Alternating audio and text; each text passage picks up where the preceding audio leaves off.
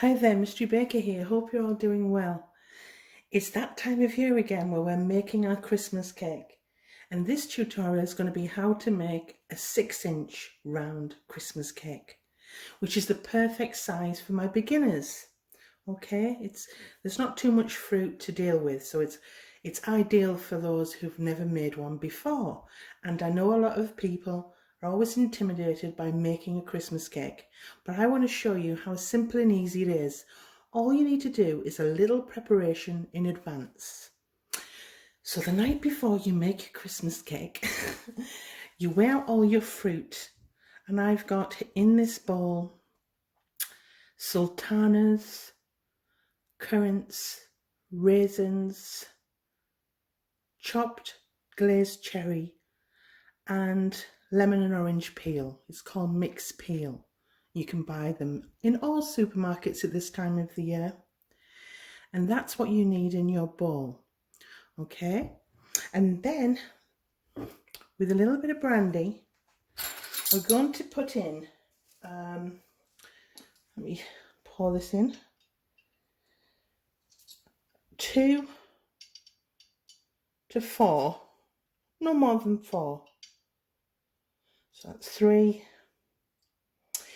4, 4 tablespoons of brandy. You don't need to overload this. It's just to soften the fruit really and give it that wonderful Christmassy taste. A lot of people think by adding lots of brandy at this point that they're going to add to the booziness of the cake, but it's not actually true, because in the baking process most of this, in fact nearly all of this alcohol, will be burned off, leaving just a brandy flavour. Okay, not a boozy flavour. So what I tend to do is I put the 4 tablespoons of brandy in and give it a good old stir, leave this overnight, and then when I make my cake and after it's come out of the oven a few days later, I feed the cake extra brandy. Okay, so don't be tempted to put loads of brandy in at this point, because if you make it too wet it will take hours and hours longer in the oven. And if you put too much brandy in, it could burn and catch, and we don't want that. So do as I've pointed out, just 2 to 4 tablespoons, that's all you need. Give that a lovely stir like I have. Okay, oh, those beautiful colours. Reminds me of Christmas. And then I'm going to cover this in cling film and leave it overnight. And when I come back, it'll obviously be the next morning, but when I come back, we're going to start our Christmas cake. Back in a bit. Okay, it's the next morning and I'm all ready. I was going to keep my PJs on and make the cake, but I thought I'd better get ready because no doubt I will be getting lots of deliveries today. So, what I've done is I've prepared my tin. Okay, a little bit of preparation in advance will make the process of making this delicious Christmas cake a lot easier. So I've lined the base of the cake tin and I've lined the sides, and I've made the sides double in height, and that protects the cake during the baking process. We also add a little bit extra later on, but I'll show you that when we get to it. So I've prepared my cake tin. I've weighed out all my ingredients. I will list all of the ingredients and temperatures, etc. in the description box below, and I'll also put them on the screen as I'm adding them. Okay, so without further ado, in this bowl I have some butter and some Muscovado, or you can use dark brown sugar. Okay, and they're smelling delicious. It's already smelling Christmassy. And I'm going to cream these together. Now it's very important that you have softened butter, not room temperature, but softened, because I'll show you. Nice soft indentations when you press in, leaving a little bit of a residue. Okay, because you're going to make it, you don't want to make it too difficult for yourselves, because my tutorials are ideal for the first time Christmas cake maker. So I'm going to cream these together. And when I've done that, I'll come back and show you what the consistency should look like. Back in a bit.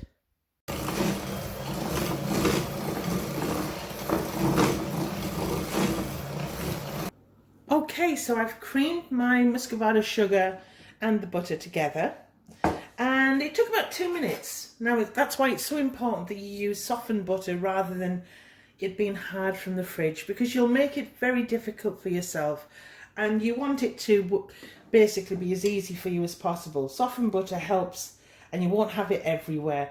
And as you can see, it's a nice soft consistency. It's still granular because you're using a very dense sugar and not a fine sugar like castor sugar, but it's done. It takes about 2 minutes, as I say.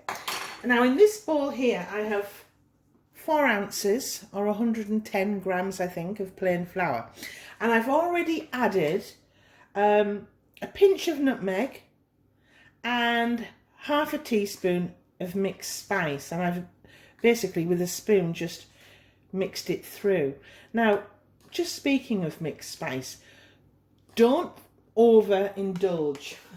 When I say half a teaspoon, don't think, well, that's not a lot, I'll add more. Please don't, because you'll overpower it and it won't taste as good. Half a teaspoon is the right balance for this Christmas cake, so don't be tempted to add more. Okay, so I've got 2 eggs here that I've beat in a jug in advance, and with the sieve I'm going to begin sieving the flour. I'm going to do it in thirds, so a third of the flour, plain flour with the spices added. I'm going to sieve that through like that. Voila. Although we're using plain flour and not self-raising, I still sieve it because I do like the extra air. And then a third of the egg. And rather than bore you, I will beat this off camera. Back in a bit. Okay, I've done that. And I start it on a low speed and I just increase it to a medium speed for about a minute, and that's it. And then I add the second third. Now at this point I usually have my Christmas music on and if you haven't, get it on, get yourself in the mood. So another third of the flour, sieve it through, another third, like so. Another third of the egg, like that. And I'll be off camera. Back in a bit. Okay, last third of flour. Now, a lot of people ask me why I use plain flour, not self-raising. Well, there's 2 reasons. First one is plain flour makes the cake taste 100% better, and it's all about the taste. And secondly, you can have problems by, using self-raising flour. Just add the final third of the egg. And the reason why you can have problems is because there's your cake. The raising agent can sometimes cause the cake to rise and the fruit to drop. And you won't have that problem, or least likelihood of that happening if you use plain flour. So basically, better tasting with plain flour, and it stops disasters. Okay, so I'm going to beat this off camera.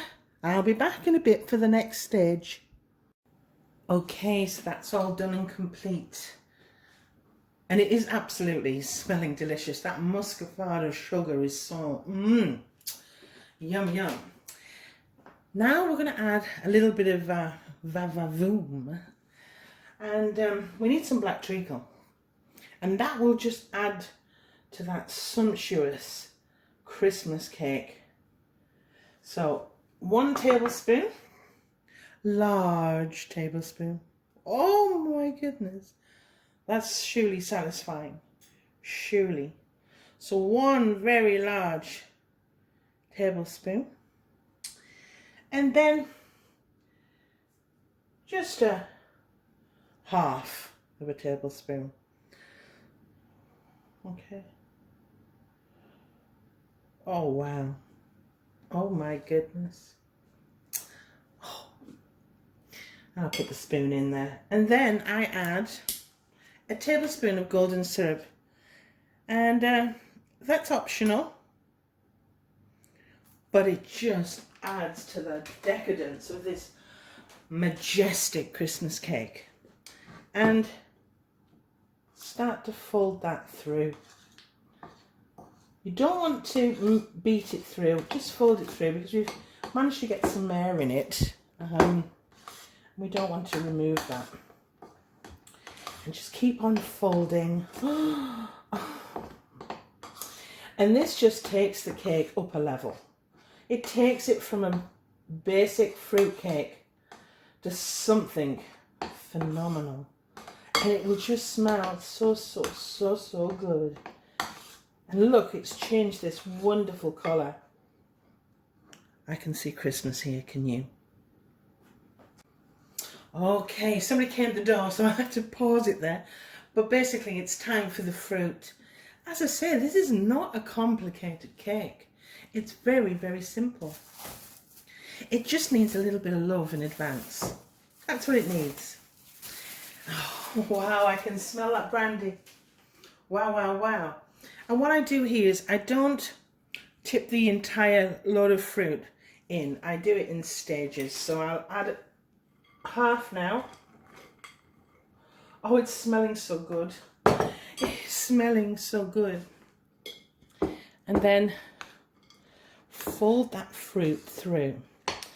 And here's an important trick. Make sure that each piece of fruit is coated in the cake mixture. Okay?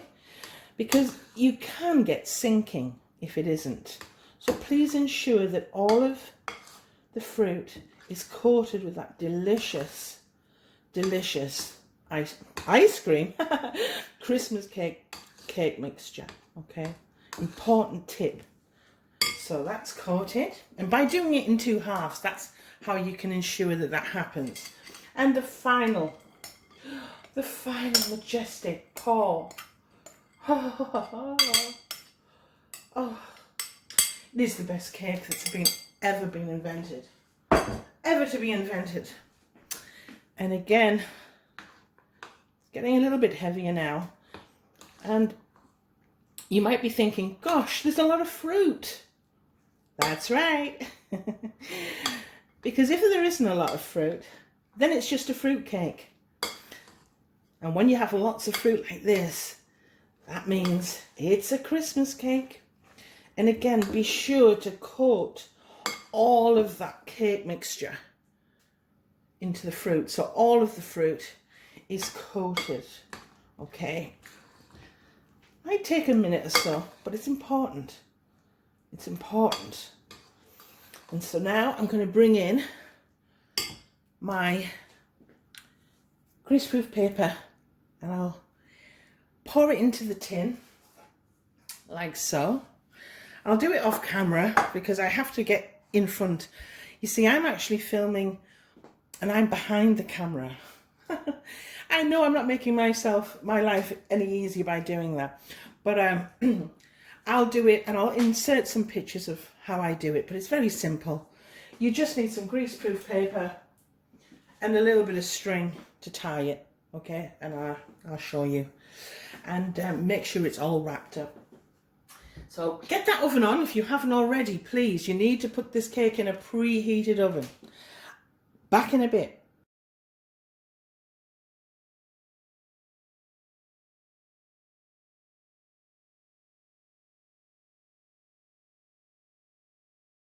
Okay, so I've put it into this pan and I've just put some greaseproof paper around the base and up the sides, and I've just tied it with a little bit of string, but you can use tin foil to tie it if you haven't got any string.